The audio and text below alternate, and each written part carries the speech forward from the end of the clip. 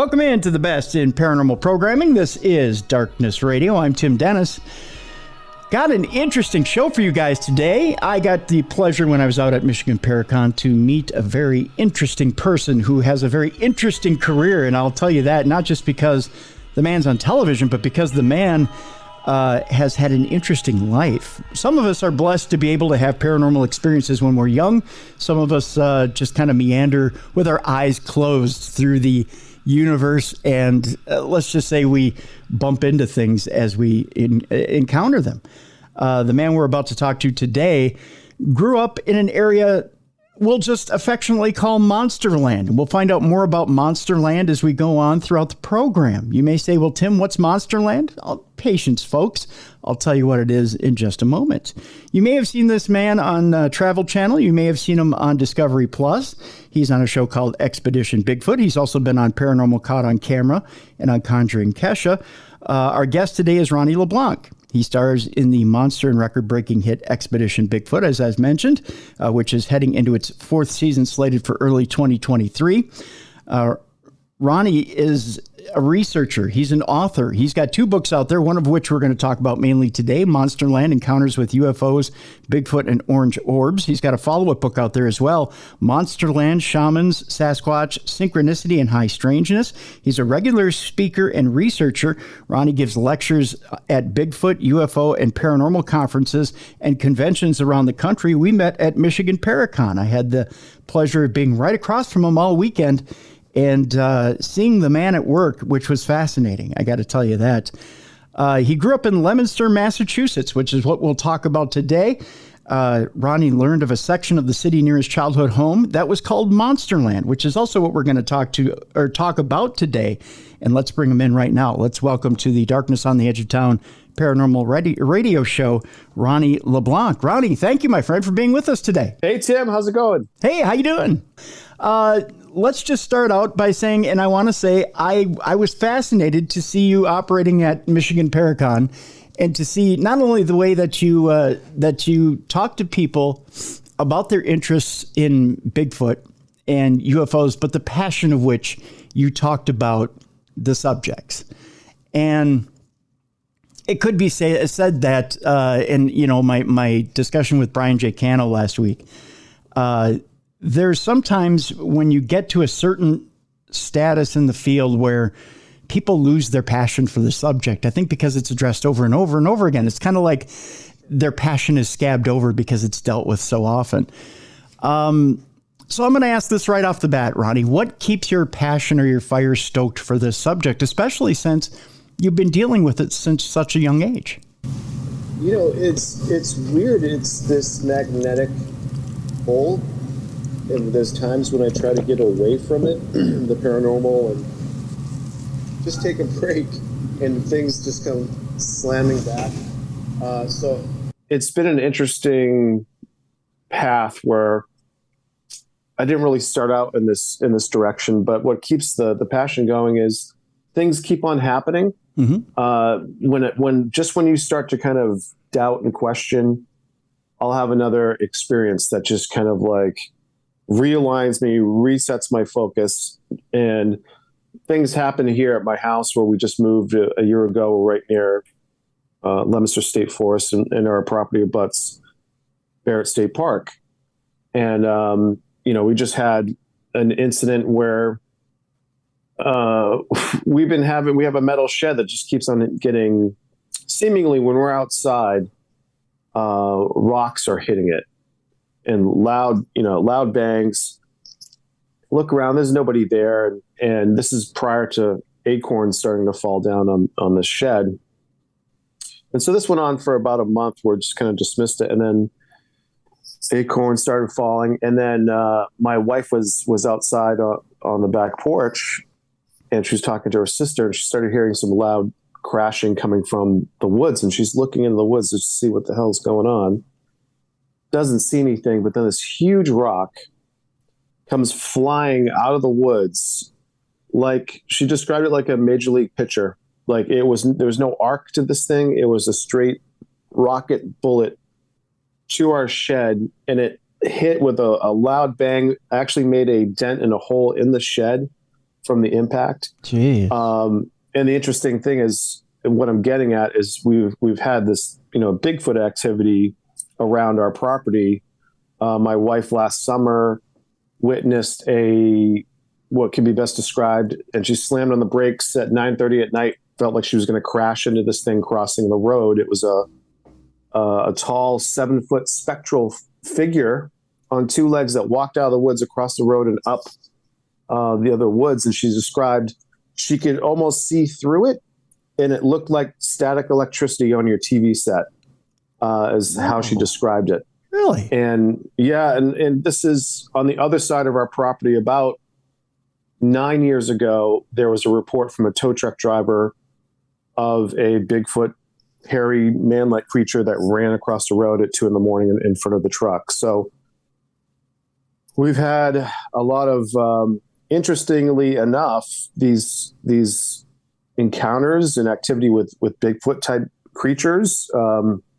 Out here, they also have puckwudgies, which are smaller type beings that are famous for the Bridgewater Triangle. So Monsterland and the Bridgewater Triangle are very, very similar in respect to the activity that they have, the Native American history, the proposed, reported curse that has soaked the land from the Native Americans, and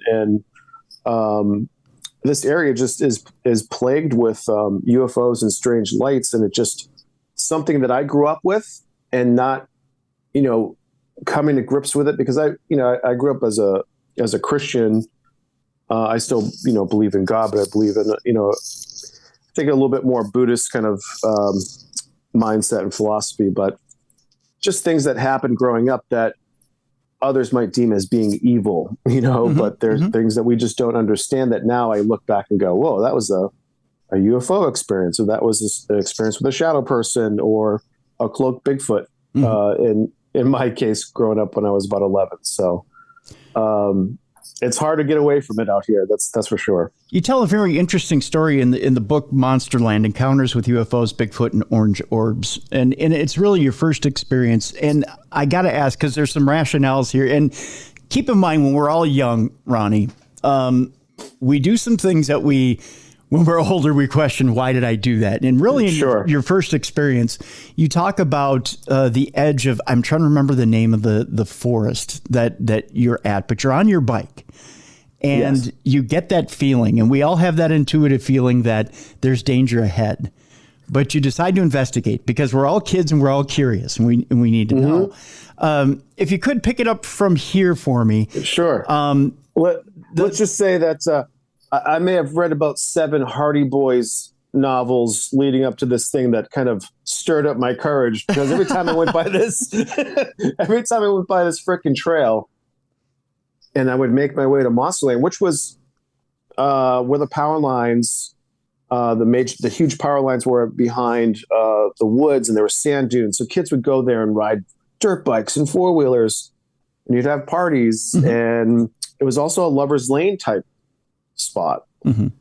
So whenever I would go, we either would go with a group of us and we ride the trails by my house, which were behind the Fallbrook School, and through the power lines you could get to Monsterland. And oftentimes they're already there ahead of me or ahead of time, and I show up by myself. And I would go by this particular trail that had this opening, and it just gives me like this feeling every time. And I would look at it, and it was almost like, nope, pedal a little faster. And just one of those days where I was like, you know what, I'm going to see what's going on. Why am I feeling this way? And I felt courageous that day, like 11 years old. So I go down the trail, and the way the trees, the canopy was, it was, a beautiful day, but it was almost like you entered this other world, really, where it was dark. I noticed right away as I was pedaling in with my bike that there was an absence of any type of sound, bird noises. You would see squirrels running about, very eerily quiet. And to the point where I could hear like my pedals squeaking. And we all have that feeling like we're being watched, which they call scopathesia. They say like 90% of people experience this feeling. So that tells me that, you have eyes in the back of your head, but our senses definitely pick up on a predator or some kind of threat. And I was definitely starting to feel that, to the point that I stopped on the trail and I put both feet on, either side. I had the bike in the middle of me. So my feet were on the ground. And the trail kind of came a little bit more narrower. It came to almost like a choke point. So it just felt a little bit less like safe and felt like I was walking into an ambush situation. And right then I started questioning, like, what the heck am I doing here? But I for whatever reason, I just looked forward straight and I was just listening. And then it was almost like my mind knew before it was going to even happen, kind of thing. Like, just wait, don't move, watch, the show's about to start, Yep. And sure enough, to the left of the trail, the forest, which green, thick, you can't see about 5 feet deep, erupts. And I see like little trees moving and brush, and my feet on the ground, I could feel stomping through the forest floor. I was like, oh, and I'm waiting to see what's coming out, gripping the handlebars of the bike. Nothing comes out on the trail. There's nothing. I can't see anything. Then on the other side of the trail, like it goes into the other side of the woods, that goes crazy. And I'm like, what the fuck? What is going on? And I can't see anything, but I know to get the hell out of there. And I should have seen an elephant. I should have seen a moose. Yeah. That's how big this thing sounded and felt. And I took off and I pedaled so fast. Didn't go to Monsterland, went right back home.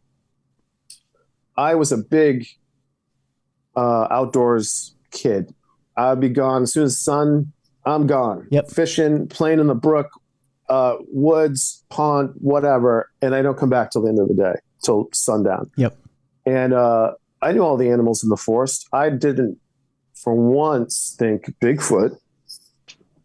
And that didn't cross my mind. I just thought this had to be some kind of an animal, but why didn't I see it? So that was very perplexing to me, and something that my mind couldn't wrap its head around, but I just dismissed it after a while. And it didn't resurface until, 25 years later, really, when I got back here to Leominster. I was out in California for a little while for school and working out there, and moved back home. And a couple found some interesting prints in Leominster State Forest, and that really set the whole thing just went nuts from that point. Like, it was just like, this was lined up and meant to be the timing of that. And that set me on this journey of writing the book and doing the show and doing conferences and just trying to, I think, bring the other strange side of Bigfoot to light, where it's been kind of pushed aside in UFO reports and Bigfoot reports. And I think we need to bring that stuff back into the fray for us to understand this whole mystery, because I think we're taking out pieces that are important to see the puzzle, Right. Now, had other kids been in that forest and said they'd seen something similar, or had you kept it under wraps and not talked to other kids about it because you didn't want them to think you were nuts? I don't think I told anybody. Yeah. I don't think I told anybody. It's probably one of the most terrifying experiences. Again, still just felt, the best way I could describe it to people is, if you've seen the movie Predator with Arnold Schwarzenegger, mm-hmm. It was something invisible cloaking in front of me that was there that I couldn't see. I didn't see any type of shimmering effect or anything like that. But it just didn't make sense. And other kids growing up, interestingly, we never really talked too much about different things, but a lot of my friends now talk about having experiences with UFOs and lights and sleep paralysis and waking up outside in their underwear with lights up on the hill, missing time. And then other people as well that have been in the forest in the 70s and 60s and seeing creatures. One gentleman was with several kids. They're out in Monsterland area, and he described a caveman coming out of the swamp, like was in the swamp coming towards them, and they screamed and freaked out. So there's a lot of interesting stories, and a lot of it's believed that there's a vortex or a portal in Leominster State Forest because of the high propensity of people seeing all these UFOs. And if they're, I just watched something with Jacques Vallée, and something I echo a lot is we always think of, aliens. So they have to be light years away. It would take them so long to get here. Yeah. Well, not if they're interdimensional. If they're extra dimensional, they could just kind of pop in, pop out. And that's what people have experienced with these orange orbs materializing and dematerializing, showing up at night, during the day. We had a really cool 4th of July is a big time where people see these orange balls of light because we're looking up for fireworks. Yep. And there might be something that they're attracted to the lights as well. But we watched, we went to an event, and I brought my binoculars almost in anticipation of seeing something. And it was during the day, and everyone's watching the stage where there's a band. And then I noticed there's an orange orb floating and flying over. And I looked at it in the binoculars. You can see it swirling and radiating and all this stuff. It's like, what? This isn't a drone. Yeah. I hand it to my friend, and he's looking at it. He's like, "Oh my God, what the?" And I'm watching it as he's watching it binoculars, and it just goes, whoosh, and disappears. Like it went behind some invisible door and just vanished. And he was like, what's that? And we watched 3 of them come and follow that same path.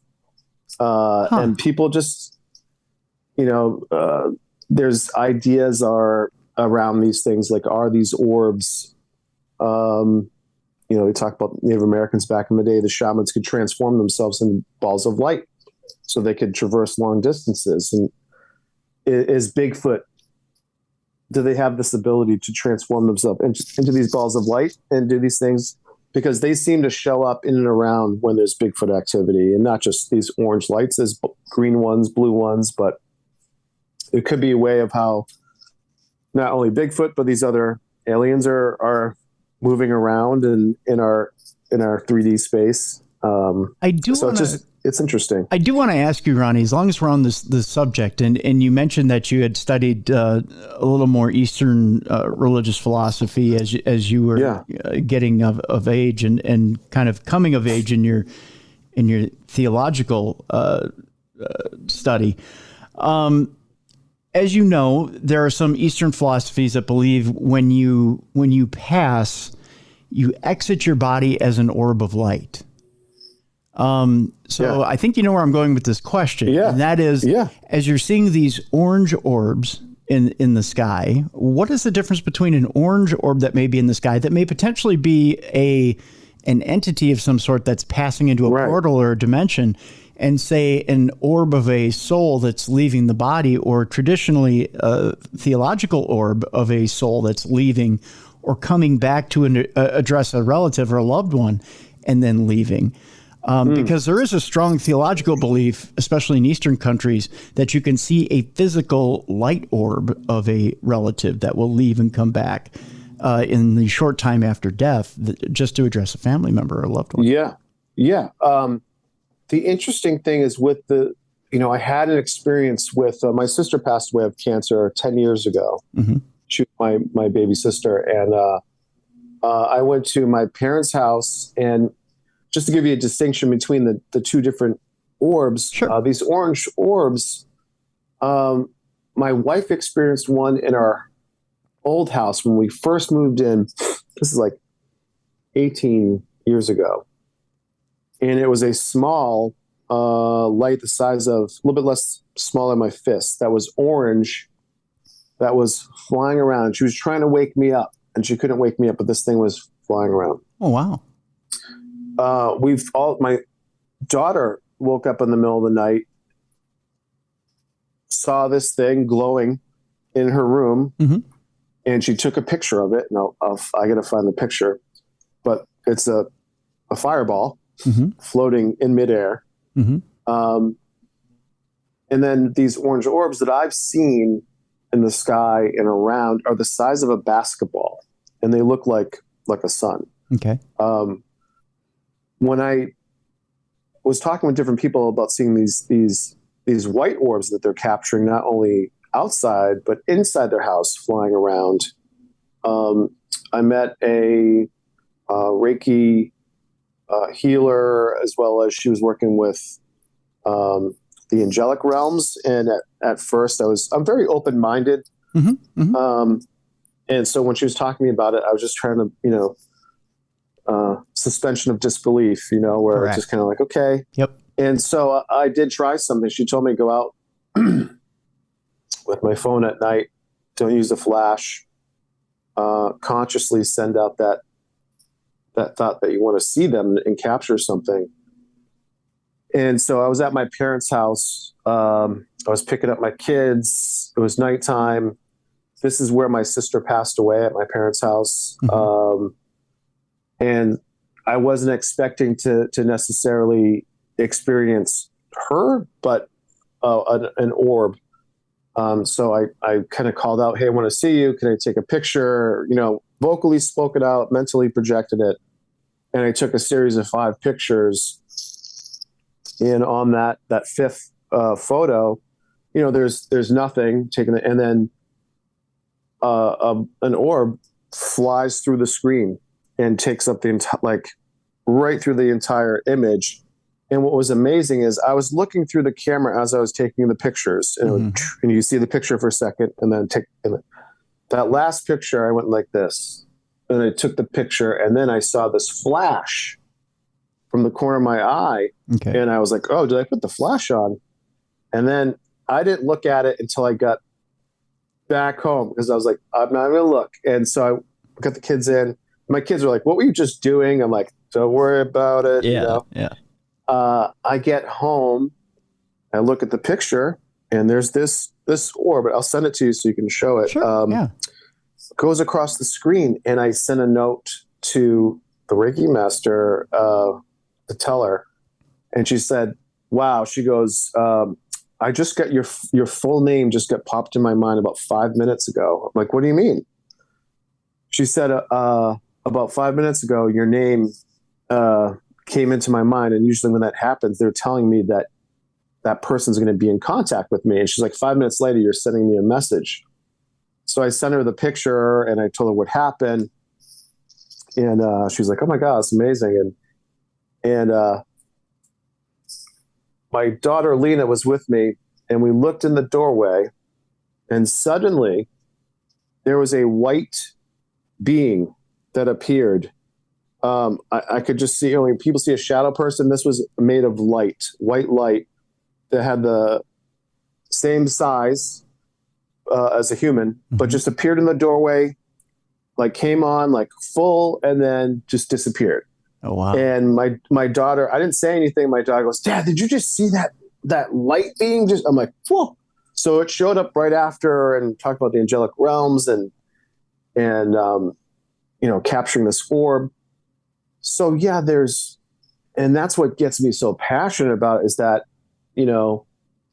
there's more to this life. This is kind of like we're passing through. Yeah. We're spirits having a physical experience, and so I think that's what's exciting, that there's this we get to kind of continue what we're doing, and we don't know exactly what that may be or what, but yeah, there's something more to this than it's just, I don't believe that once we're done, our consciousness and all of our experiences just fucking evaporate. Yeah. I think there's something with that. The Akashic records and that kind of stuff, Yeah. Yeah. And there's kind of spooky moments too. I don't know how many psychics you've seen, but there's I've had some spooky moments with psychics where they tell me some stuff, and it sure resonates pretty easily. And people, I mean, on the skeptical side, people say, well, you can be Googled or things can be found about you. Yeah. There's some stuff that I've been told that nobody would ever know about me. I mean, just no way. And that's kind of intriguing. There's stuff that can be, I mean, there's different things that can be shown to you in different ways that there's just no explaining. Well, there's a Chris Duncan who we had on Expedition Bigfoot. Mm-hmm. I brought him in we had him for season 2. He brought in the electromagnetic loop antenna. He was working with Raytheon. He's a major in the U.S. Army, working on his PhD. And he helped us to try to pinpoint every living being is off this electromagnetic signature. And he was able to identify these primate signatures in Kentucky, of all places. And but when I learned about his ability to do remote viewing, and he got trained by the guys that started this program, basically, mm-hmm. CIA guys. And what was interesting is bringing him into the show for season 3 to try to introduce. No one's had used remote viewing in the search for Bigfoot. And I was like, this would be cool. Let's try to do this. Yeah. And I pitched it to the producers, and the network was like, let's do it. They didn't know how it was going to work out. But what was amazing with him is he did a test, like both Maria and Russ tested Chris. And to your point about knowing something, he just said, basically put something in your mind of an experience you had in a place that you're at, and I'll try to describe it to you. And what he did was basically pull from their memories. Wow. Both Russ and Maria. So he somehow tapped into, their memories of these experiences and visually retold them where they were, what it looked like. And they confirmed, so this stuff works. And I'm a believer in this.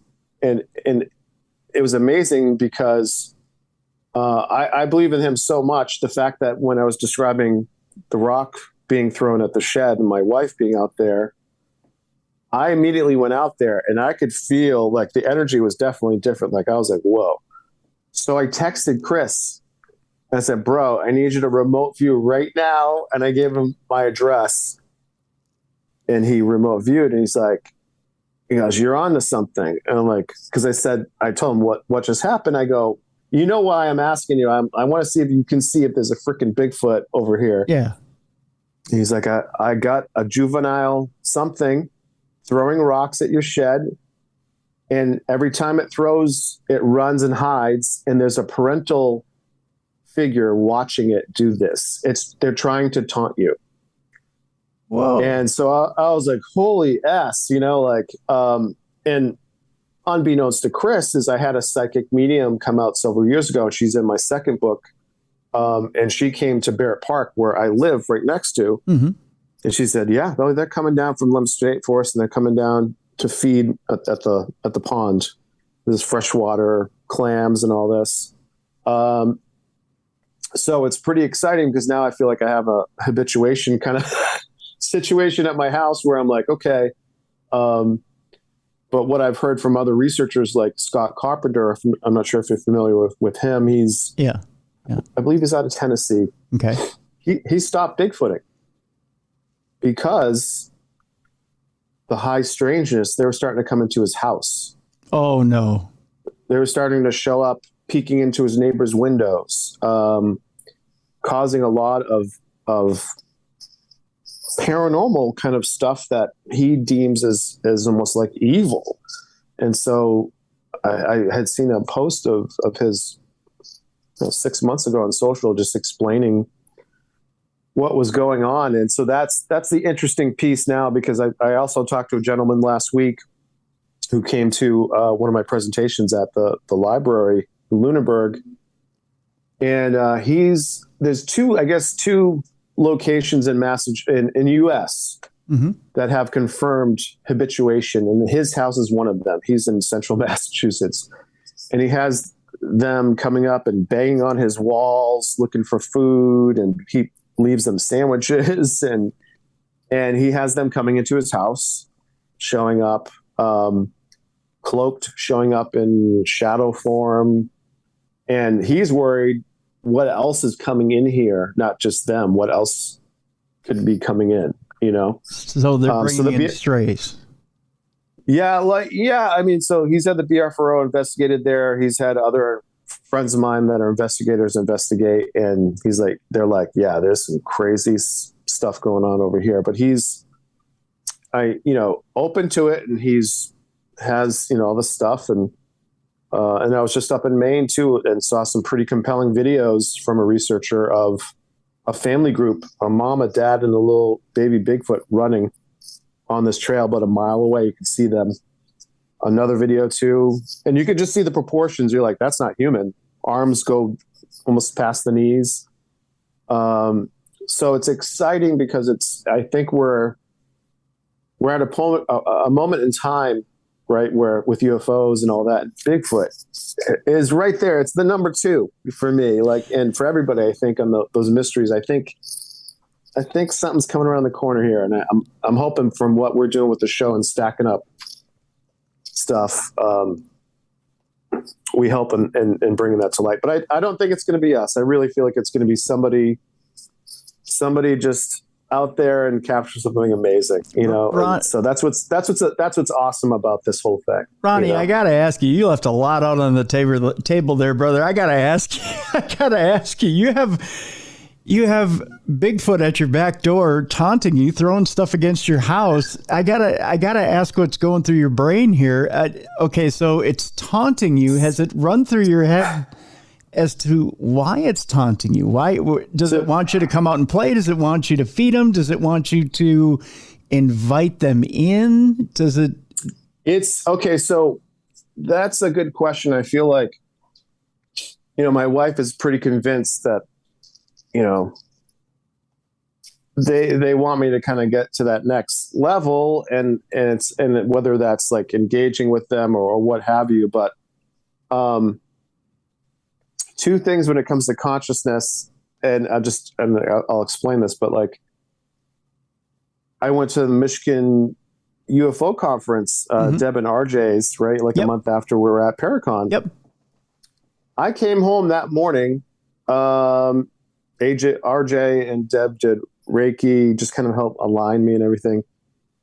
And we had this activity prior to me going. And so when I got home, it was 5 in the morning, 4 in the morning, couldn't sleep, went outside in the backyard.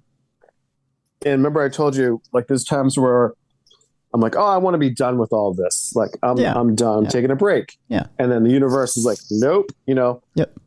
I was sitting on the porch, and I didn't say a word, but just mentally was like, to whatever's out in the backyard, I'm done with this. I'm taking a break, whatever. I said, I'm done. I go, if this is real, hit the shed right now.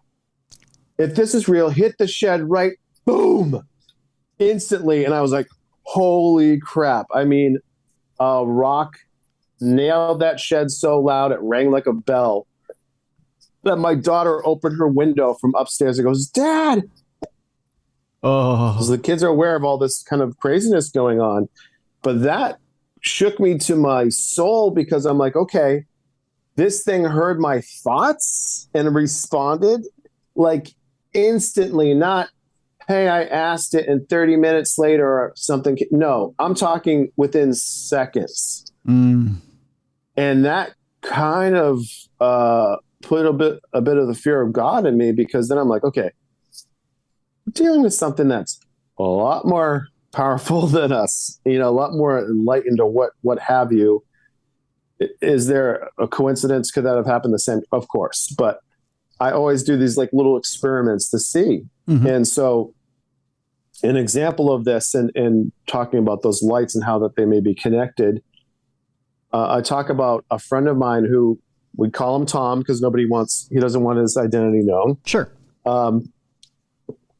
He lives outskirts of Leominster State Forest. Started witnessing these lights flying around.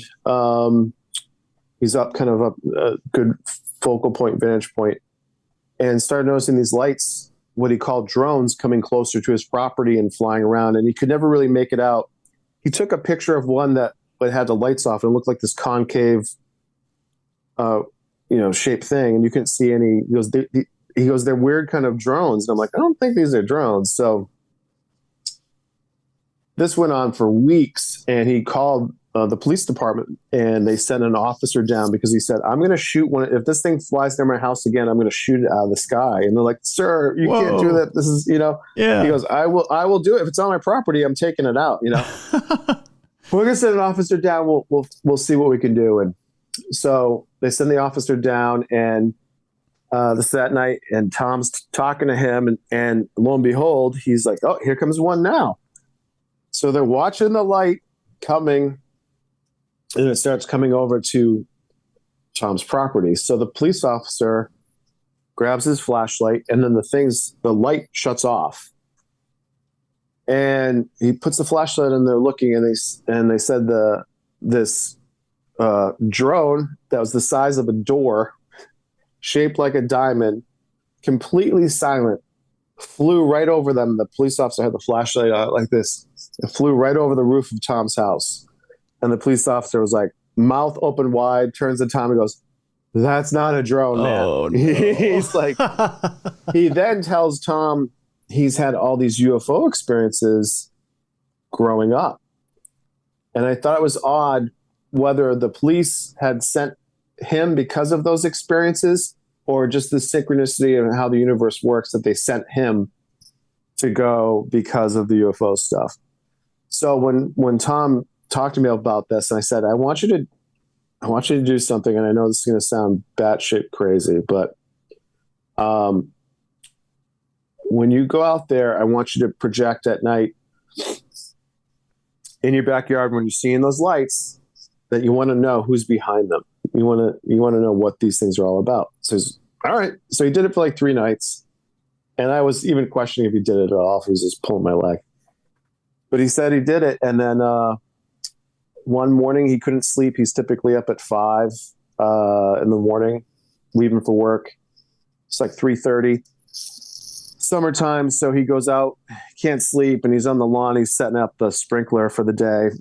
And he instantly feels like he's being watched. So he's like, Yeah. And he turns and he looks, and there's a telephone pole that's right near the house and the road.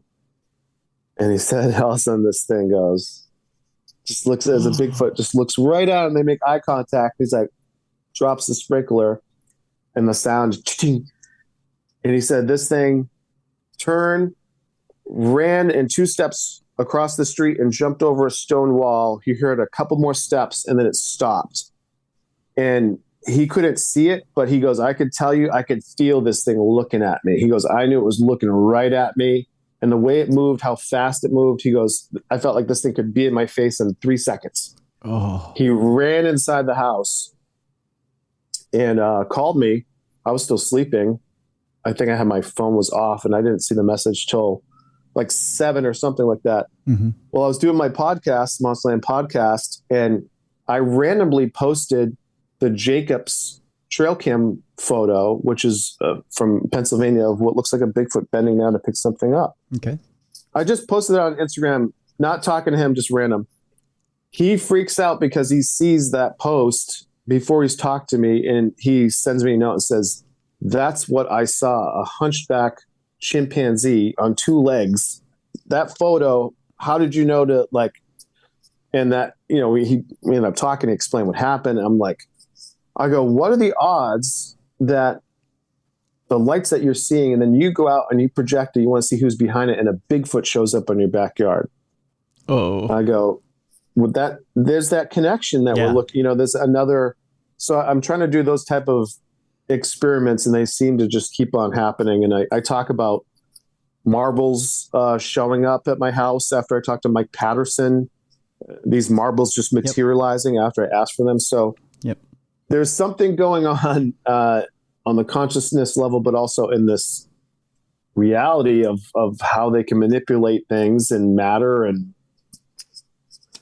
it's pretty amazing. I tell you what, let's take our break here, Ronnie. When we come back, we're going to tie some loose strings together and figure out where UFOs land in this entire thing. That's a little bit of a pun, but also on purpose.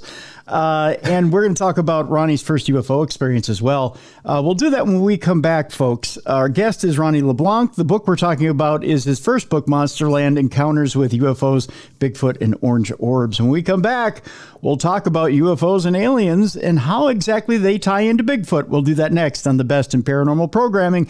This is Darkness Radio.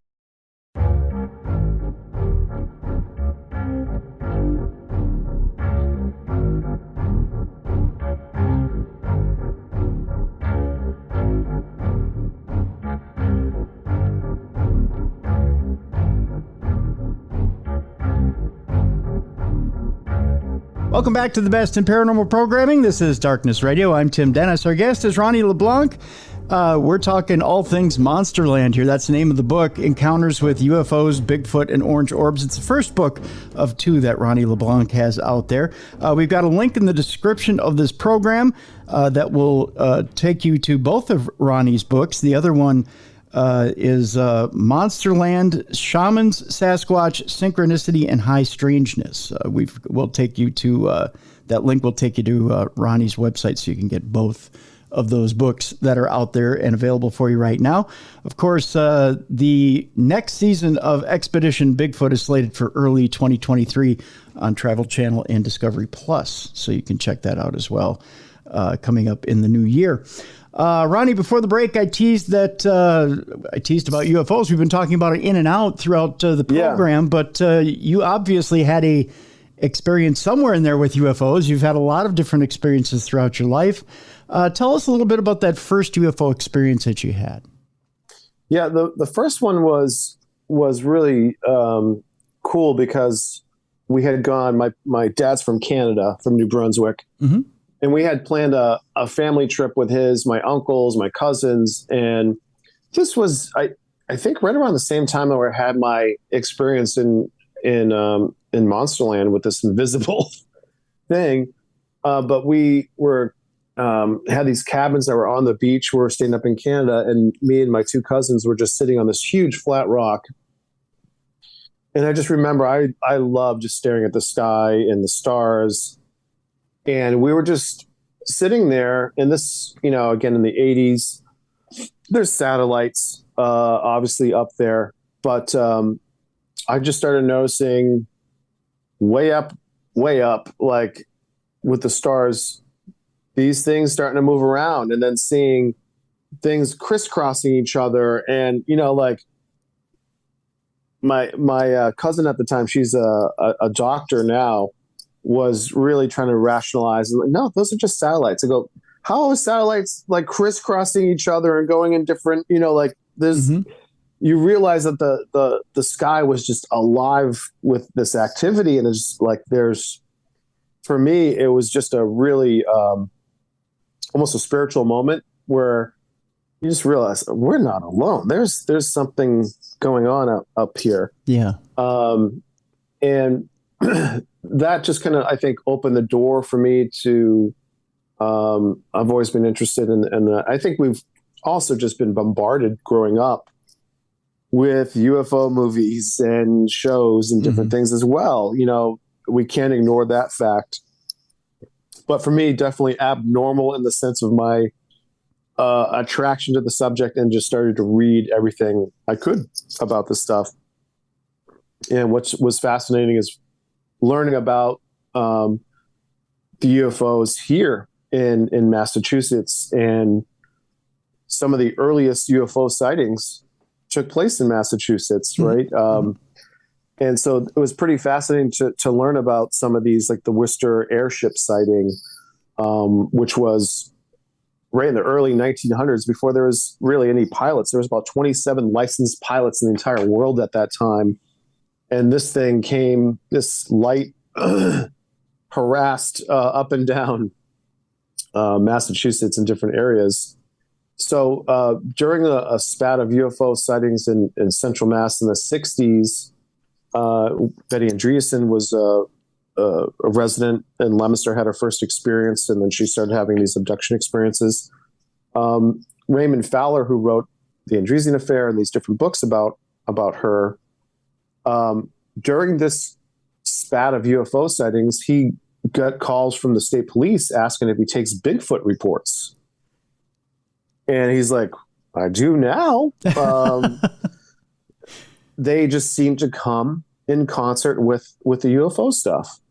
So I always thought that was fascinating. And then as I started doing more research and learning about the work of Stan Gordon and Jonathan Keel, and, you know, like, there is a correlation, there's a connection with this cryptid activity, people seeing these dogmen, these Bigfoot creatures, and seeing these not only balls of light, but flying saucers, craft, landing, and Bigfoots going in or coming out. I mean, there's stories that go prior to flights in the 1800s where Native Americans are bringing settlers to a cave to show them these beings, these crazy bears that have come out of the moons from time to time that land in the pasture, you know? Yeah. The one fascinating story that I just recently learned about the past year and a half or so ago was the Yakima tribe up in Washington State, where they were talking to J.W. Burns, who is a teacher, a researcher, actually coined the term Sasquatch,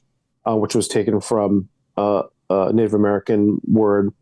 And they shared with him, because they trust him over a period of time with the tribe, and shared this amazing story that they said was kept secret, because we can probably understand why now, but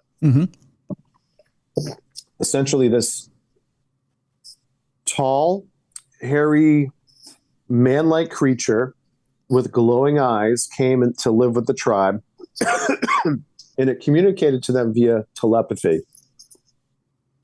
When any of the tribe members would get sick, this being could heal them.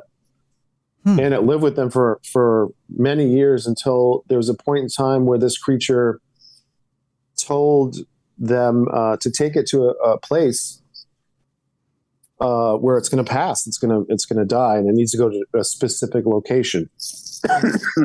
Excuse me. So this was communicated telepathically, and they brought this being to this spot. It passed away, and they watched, and as this, what would be described as a UFO, came out of the sky, descended, grabbed the body, and took off. That would explain a lot. You know, one of the things that we talk about, or one of the things that I guess is the most disputed amongst all Bigfoot researchers, is what happens to the body when a Bigfoot dies or a Sasquatch dies. You know, we talk about, well, it's hard to prove that there's Bigfoot out there because there's no physical body out there in the woods. Right. And, you know, and that's, I guess, the most disputed thing. There's a couple theories with that. You know, Jane Goodall, Maria, had interviewed her for our last season for the pre-show. And, you know, she postulated the fact that these beings have obviously eluded us for so long because they are extremely intelligent. You know, there's no doubt that they do exist. She's talked to different tribal members in South America that have hunters that have seen these tailless monkeys on two legs walking around. So one of her beliefs is maybe they're so smart that they know that in order for their species to be able to survive, is that they have to hide their whereabouts, their identity, and even their bodies, their bones. Maybe they're burying their dead, and we can't locate them. And that's an interesting aspect of what these tree structures might be. They could be almost like tombstones. True. The other theory is, you know, where I'm, you know, they're obviously leaving footprints, hair, DNA, and the interesting piece is human DNA keeps on coming up. And it's been dismissed as just contamination, but I think that's part of their DNA. Why people describe them being and looking human more than animal. But I do believe, just based on people's stories and encounters, but even my own personal experiences with these things just kind of like vanishing in front of you, or Salt Fork State Park seeing what in almost this shadow form, seeing the glowing eyes, but then seeing this thing just move without making a sound, like a spirit. Maybe they are interdimensional. That's why we can't find bones or body. They're popping in and out when they need to, and they can just take off.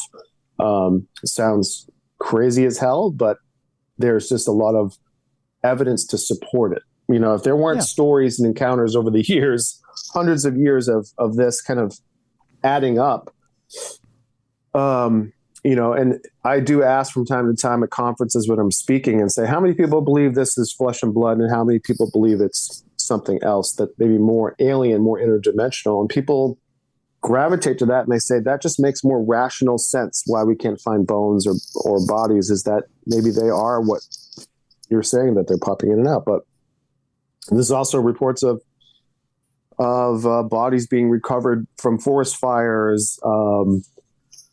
Texas in the 60s, there was a blue light that was flying around an Air Force base, and they shot at this blue light. And the next day they went to the area where this was seen and shot at, and there was a Bigfoot creature on the ground that was dead. Again, are these just stories? I've heard stories of soldiers, military police on Air Force bases, military bases with starlight scopes for night vision, and told by the commanding officers that they may see beings, tall, hairy, Chewbacca-looking beings walking around the base, and not to engage, but just observe.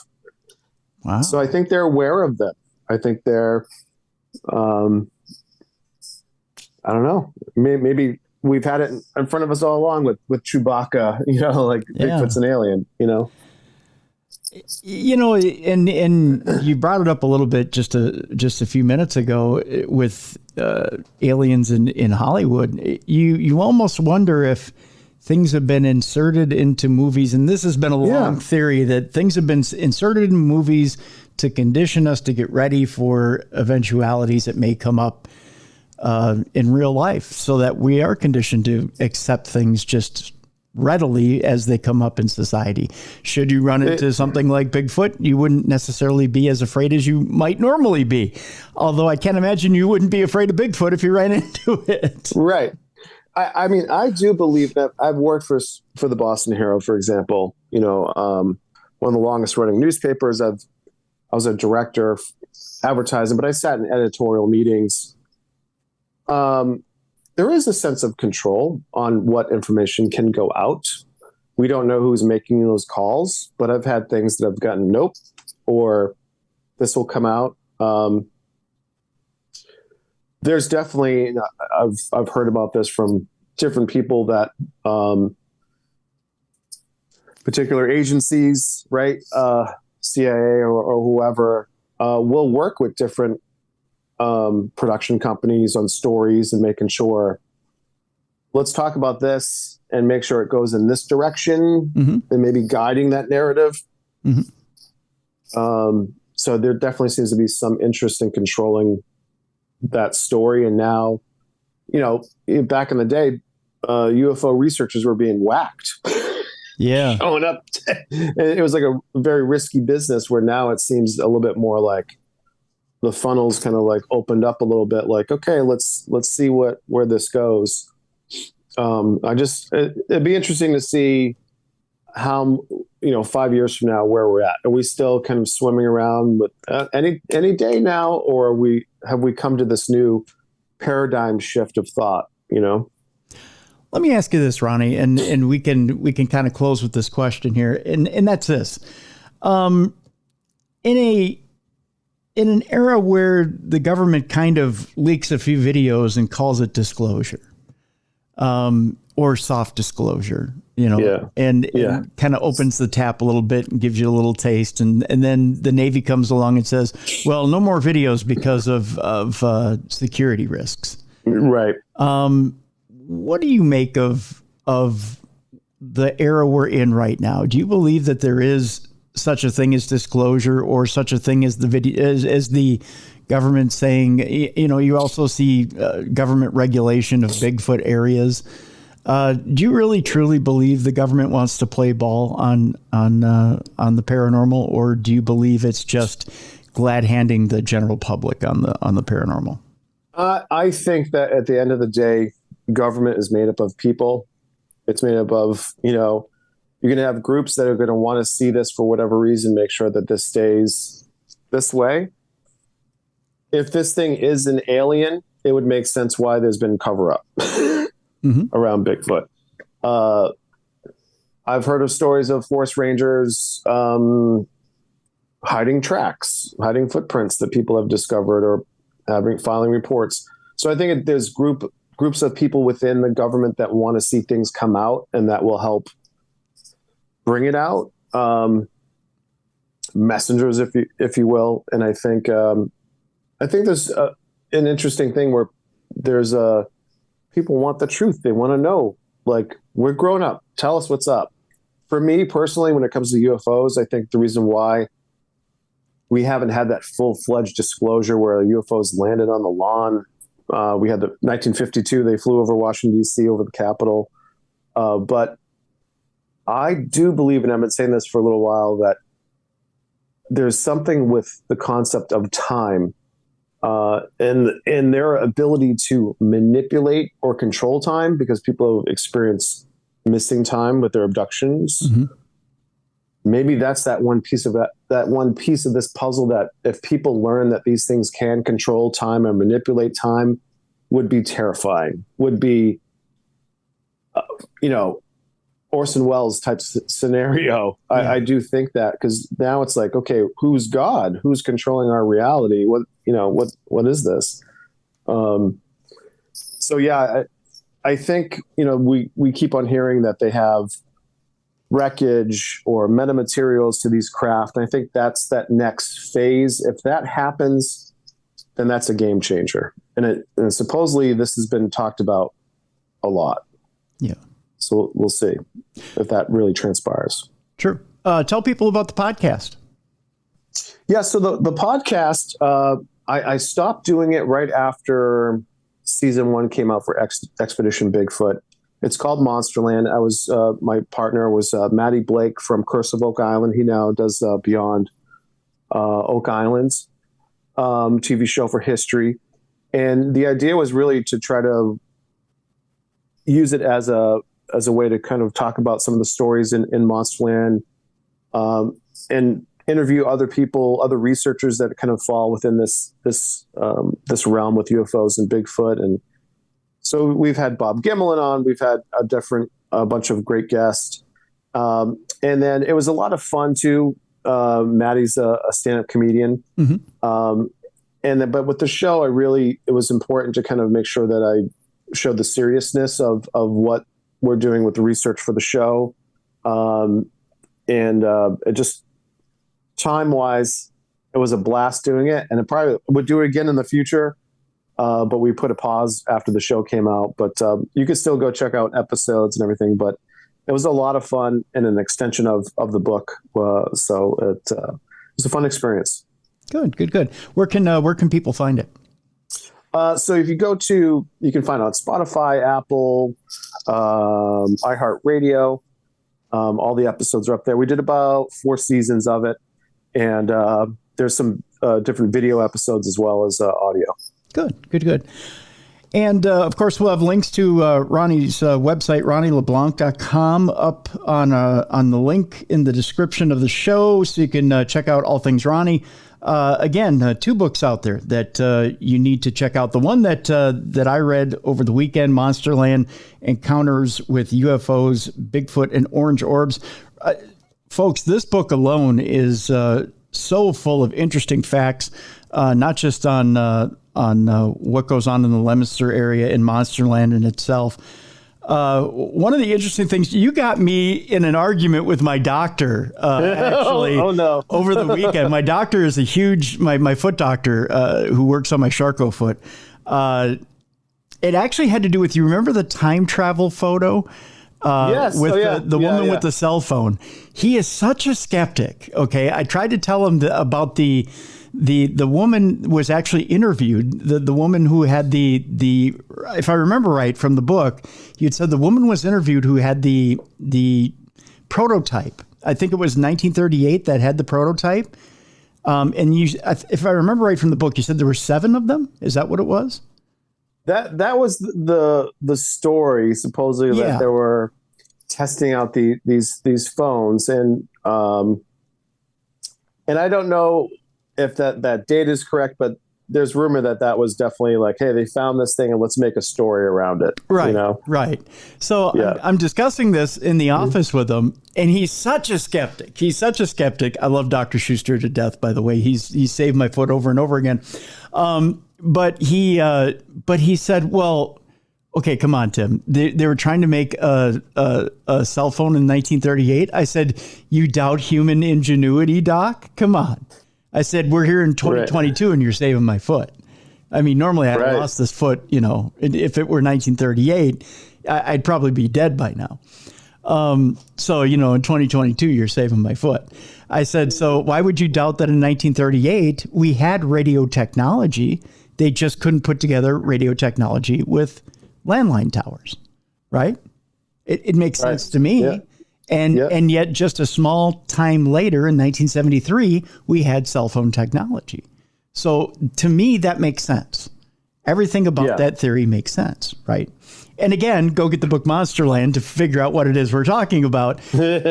But my doctor and I, as he's taking off my cast and looking at my foot and saying, hey, everything looks great, blah, blah, blah, blah, blah, looks at me and goes, okay, I'm really perplexed about this. And I said, Doc, next week, I am bringing in this book right here in my grubby little hands, and I'm showing you the passage so you can see what exactly I'm talking about. Because although I woefully probably described it to him, for sure, it's very solid information. It wasn't necessarily an argument. It was a friendly conversation, Ronnie, but it was a fun conversation nonetheless. Awesome. So yeah, it's there's a lot of good stuff here in Monsterland that is a lot of good information, a lot of good history. And on top of it, there's a very interesting theory that Ronnie has at the end of the book that I want you guys to check out. And it has to do with Bigfoot, has to do with UFOs and with these orange orbs. It ties everything together. And it's very solid. And I want you guys to check out that theory as well. So check out the book. Absolutely. Again, Ronny LeBlanc, our guest here on Darkness Radio. Want you guys to check out Monsterland Encounters with UFOs, Bigfoot, and Orange Orbs. We'll have that link in the description of the program. Folks, want to thank you so much for joining us this week for a very good week of Darkness Radio. I want to remind you to take care of yourself and each other. Again, go out this weekend, do something good for your fellow man. There's people down in the South, again, especially in Florida, that due to the recent hurricane have had their cities torn apart that are looking for help. It's real easy to find an organization that's out there helping those people. Just take a couple of dollars and a little bit of time and help those people. There's people in your own community that could use your help. Winter is coming. People need jackets, they need coats, they need help with shelter. So you can do that and just take a quick moment to help somebody in your own community. People are needing help towards the holidays, Thanksgiving, Christmas, the holidays, all different types of holidays are coming up, and people are in need. So go ahead and take a moment to help those people. Just do it to be a good person. And we encourage you here at Darkness Radio to just reach out, be a better person, and help your community. And if we all pitch in, we all leave this world a little bit better than what we found it. Just a little message from your buddy Timmy and the folks here at Darkness Radio. Folks, we also want to encourage you to patronize patronize our sponsor, Microdose Gummies, who was nice enough to sponsor our program this week. Again, go to microdose.com, save 30% off Microdose Gummies on your first visit, and get free shipping as well. Microdose.com as a reminder there. We'll see you next week for another great week of the best in paranormal podcasting. This is Darkness Radio.